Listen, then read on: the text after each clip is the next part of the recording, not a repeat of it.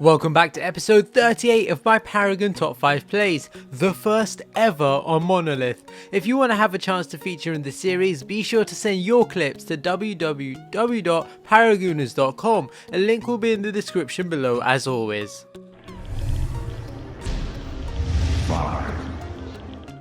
Wrathfall on Twin Blast is just in time as he spots the enemy team doing Ore Prime. He jumps into the pit and steals it with his ultimate. It's now a 2v5 fight to the death, but with Ore Prime activated, Wrathfall deletes Kwang before he can do any real damage. Narbash falls, but Wrathfall is merciless as he kills Gideon then steals. Chimera jumps in and lands a huge cull on Murdoch as him and Howitzer try to retreat, but Wrathfall lands 2 grenades to finish them off, picking up a pentakill and the Ore Prime.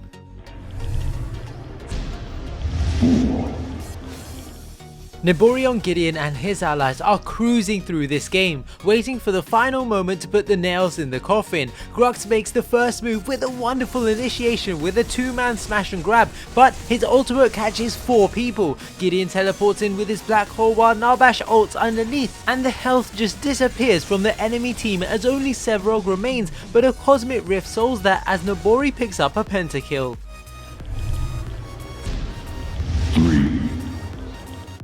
McCann clan on Howitzer rotates to the Ore Prime pit where his allies are engaging the enemy team. His Murdoch is already out of the fight, but Decker lands a 5-man containment fence on top of a Howitzer ultimate as well as the Fate ultimate. 4 enemies go down almost instantly with Sevrog surviving, but he's unable to escape as Howitzer finishes him off. The wombo combos are real.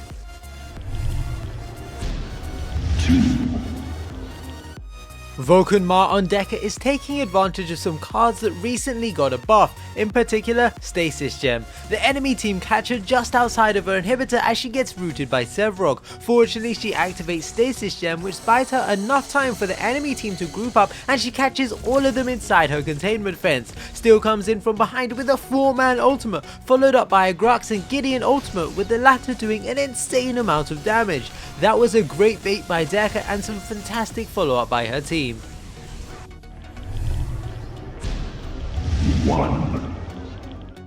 Chacharino and Twin Blast and his allies are fighting for their lives as the enemy team with Ore Prime are charging down middle lane right for their core. The enemy Steel ults and catches 2, while Nightmare Rock does the same and catches 3 of the enemy heroes, but with no real damage, all Sevrog and Richter can do is ult. But having wasted their CC, the enemy Gideon now gets a 3-man ultimate to wipe all 3 tanks. Fortunately, Chacharino is able to kill Sherpa, absolutely destroy Howitzer, who is too busy killing Bellica. He manages to chunk away the enemy Twin Blast, who thinks he's blinked to safety, but the new long range ultimate mows him down. He turns to one-shot Grux and then keeps his cool as he lands 3 auto attacks to finish off Gideon, picking up a pentakill and winning his team the game.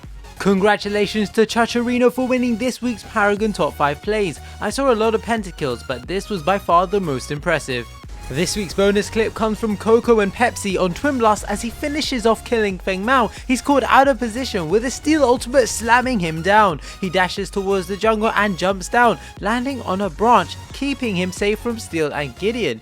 He patiently waits, buying time for his team to come over and help him out as he jumps down, dashing away from Gideon and Steel, juking them by heading back towards the Raptor camp. His team catch Gideon, who uses his black hole, but he's an easy kill for Twin Blast to pick off with him shooting outside the range of his ultimate, and he finishes him off as he tries to TP to safety. I hope you enjoyed this week's Paragon Top 5 Plays. If you did, be sure to smash that thumbs up button. For a chance to feature in the series, send your clips to www.paragoners.com. A link will be in the description below as always.